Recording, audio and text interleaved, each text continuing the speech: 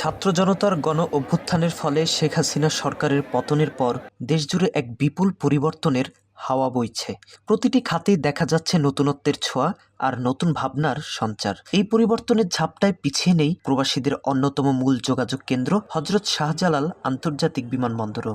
একসময় যেখানে দীর্ঘ লাইন, কাগজপত্রের জটিলতা এবং অব্যবস্থাপনার অভিযোগে প্রবাসীদের ভোগান্তি চরমে ছিল, আজ সেখানে শৃঙ্খলা, গতিশীলতা এবং স্বচ্ছতা বিরাজমান।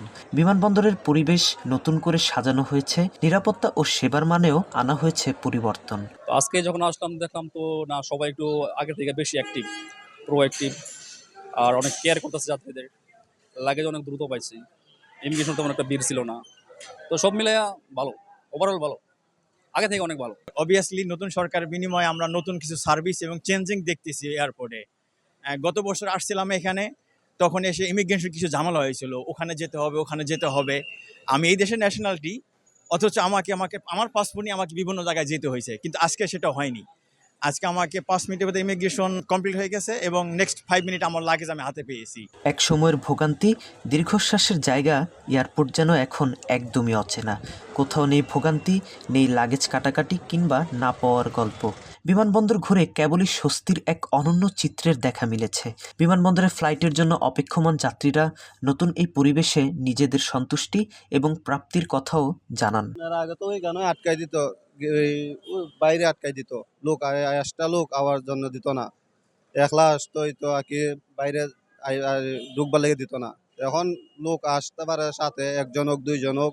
নতুন সরকারের কাছে যে আমরা চাই প্রবাসী যেমনে আওয়া যাওয়া, যেমনে অশান্তি না হয়, শান্তি মতো আইতে পারে যাইতে পারে, এই যে আমরা চাবো। এখন আগের থেকে অনেক তুলনায় ভালো, কারণ এখানে আমরা ফ্যামিলিকে বিদায় দিয়ে ঠিক মতো ঢুকতে পারি ভিতরে। তো এখানে দেখলাম কিছুটা পরিবর্তন। এখন আমরা পুরোপুরি ভিতরে ঢুকলে বুঝতে পারবো আমরা, বা অনেক সংবাদে দেখছি যে ভিতরের অবস্থা এখন আগের থেকে অনেক উন্নত হয়েছে।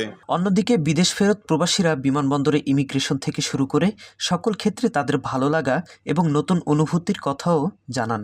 পূর্ববর্তী সরকার যখন ছিল, প্রধানমন্ত্রী শেখ হাসিনা, ওনার সময় তো আমি গেছিলাম দেশের বাইরে। ওই সময় থেকে এখনকার পরিস্থিতি যেটা দেখা যাইতেছে, এখনকার পরিস্থিতি আলহামদুলিল্লাহ অনেক ভালো। আর দ্বিতীয় কথা হইলো, আগে যে সিস্টেম ছিল এখন প্রায় পুরোটাই চেঞ্জ।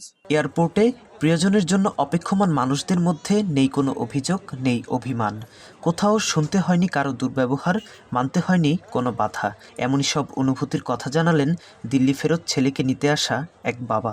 এখন খুবই মনে করেন ভালো পরিবেশ দিক দিয়া, তারপরে আপনার কোনো বাধাপূর্ণ নাই, কোনো কিছু নাই।